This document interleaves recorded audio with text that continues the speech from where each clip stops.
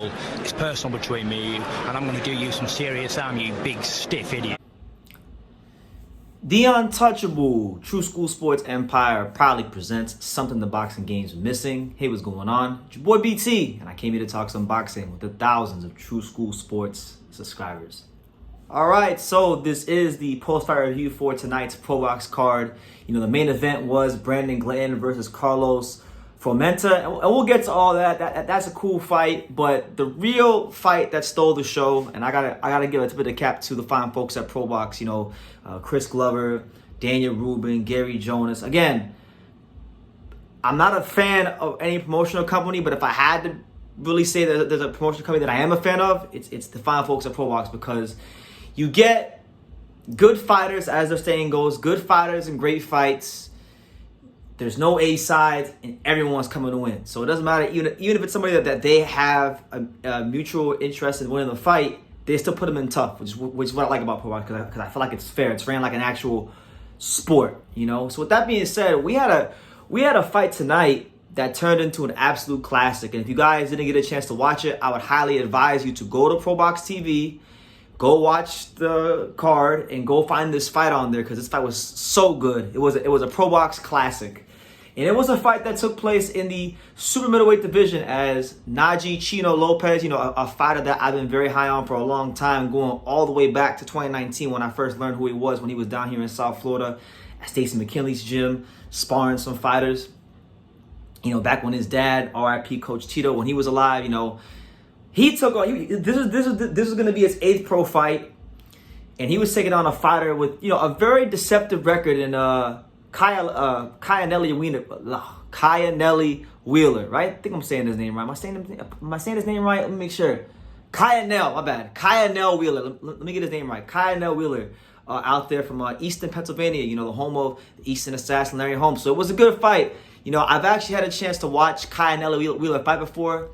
I didn't realize till like after the fight was done and I went on this box rec that I was actually at Khainell Wheeler's fight in 2021 against the Colombian Olympian and light heavyweight prospect Juan Carlos Carrillo, who's now 11-0 with 8 knockouts. That was back when Juan Carlos Carrillo had his 4th pro fight. So, you know, Khainell Wheeler took him the distance. The fight was competitive. I do remember him giving Carrillo some resistance in that fight. He also went ahead and fought. Ronald Gavrill's last fight and lost a majority decision, which he believes he won. And then the other guy he got knocked out by was a guy named Beck Nurmagomedov, who was like 6-0. So he's only lost to top fighters, and that 7-3 record was very deceptive. Right now, I'm setting the stage for you guys, so bear with me. This fight was amazing because Naji Lopez, I thought in this fight, in the first couple of rounds, he did his thing. You know, Najee Lopez is known for his speed. He's known for combinations. He's known for putting them punches together down to the body. But a lot of times you see Khainell Wheeler punching in between the shots. And I think everything came to its crescendo in the 3rd round. I believe it was the 3rd round. The 3rd round where Khainell Wheeler hit Najee Lopez flush. I'm talking about straight right hands and left hooks, punching between the guard, really making Najee Lopez look very vulnerable. So oftentimes, you guys may hear me when I talk about fighters who have these built-up records and they just been knocking out cannon fodder opposition. I always say things like, oh, well, they need those prospect-building fights to take them to the next level. When I talk about prospect-building fights, I'm talking about fights like this one, where you fight a guy who maybe has a deceptive record, but he gives the prospect the kind of test he needs to show who he truly is in that boxing ring. And when Naji Lopez was getting his shit pushed back, that had some resistance thrown his way, we got a chance to find out who he was. And he showed us who he was in I believe it was the 4th round. The 4th or the 5th round. After Khainell Wheeler really took into some deep, dark, uncomfortable places, Naji Lopez started taking gas out the tank, going to the body.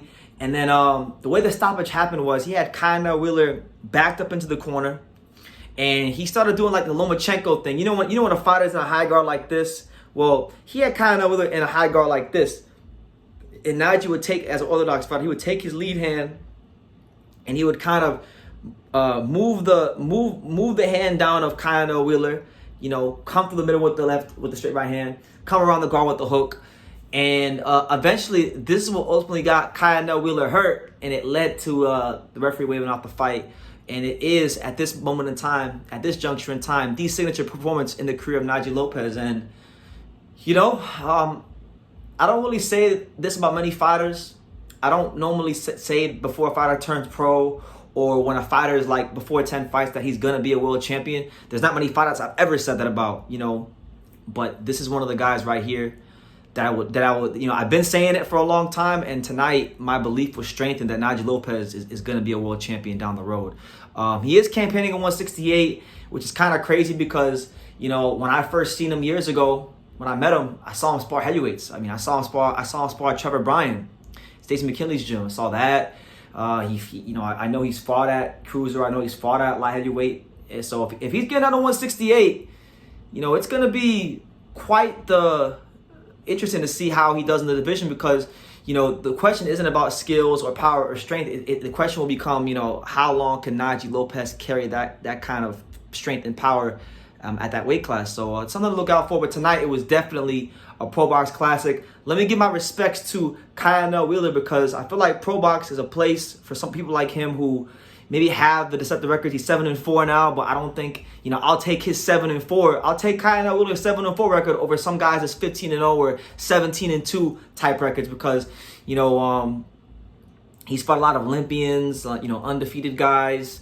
The only guy that's really legitimately dominated him was the guy whose name I can't pronounce, Beck Nurmagomedov, you know, who knocked him out. Everyone else, you know, Gavril, majority decision. Naji Lopez gave him the hardest fight of his career. Juan Carlos Carrillo, who was a light heavyweight Olympian and still undefeated to this day, who he fought in Carrillo's fourth fight, and now Carrillo's 11-0, took him the distance, and I remember being there. He won some rounds off of him. So he's a good fighter, and that's what ProBox TV is all about. It's good fighters and great fights. So that's what we want to see. We want to see we already got enough mismatches in cannon fodder in boxing.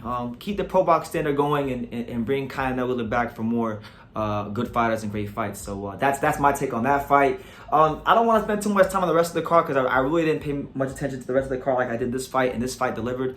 But Brandon Glanton, you know, he hasn't been winning too much as of late. You know, he was coming off a 2-fight losing streak. You know, he lost to David Light, and he lost another fight in Dubai to what was the guy's name? Sozlembek Asbarov, right? So he was taking on Carlos Fromenta, who lost his pro debut, but has reeled off a 12-fight win streak. So this is a guy that was riding high, coming in with a lot of confidence, and you know, not much to say in the fight. Glanton was able to close the gap on him, push him back. Still smothered his work a little bit, but nonetheless was able to sneak some punches on the card and drop him. So Glanton gets back in the win column, and good for him. You know, this is a guy that was one of the top prospects in boxing not too long ago in the cruiserweight division. He was literally one scorecard away, one decision in the David Light fight away from still being an undefeated fighter, and maybe he would have already fought for the world title. But God has a plan, and I think that would have made Glanton better. I know he actually was here in camp earlier in the year with Okoli and whatnot. So we got an exclusive look at Lawrence Okoli, and I've seen him work in the gym. So that could be a fight for the future. But good to see Bulletproof Glanton get back in the win column, and really that's really all I wanted to speak on. I don't want to. I mean, there were other fights in the card, but I didn't really pay as much attention to those. But listen, Naji Lopez versus Khainell Wheeler, a straight classic. One of those fights where, as a boxing fan, whenever you get discouraged about the sport, it really reminds you of why you love this sport. So great experience with Naji tonight in a tough fight against Wheeler. Great account of himself by Wheeler. I want to see Wheeler again. So hopefully ProBox and the fine folks out there get this video and listen to me. But yeah, let me know what you guys think down below. What did you guys make of the fights if you watched them? What do you guys think about Naji Lopez? And yeah, like I say in every single one of these videos, you can love me or you can hate me, but I'm just a kid from Daniel. So until next time, take care, guys. Thank you for watching another video on the untouchable True School Sports Empire. For more great boxing content just like this video, click right here and make sure you subscribe. Much love from sunny South Florida.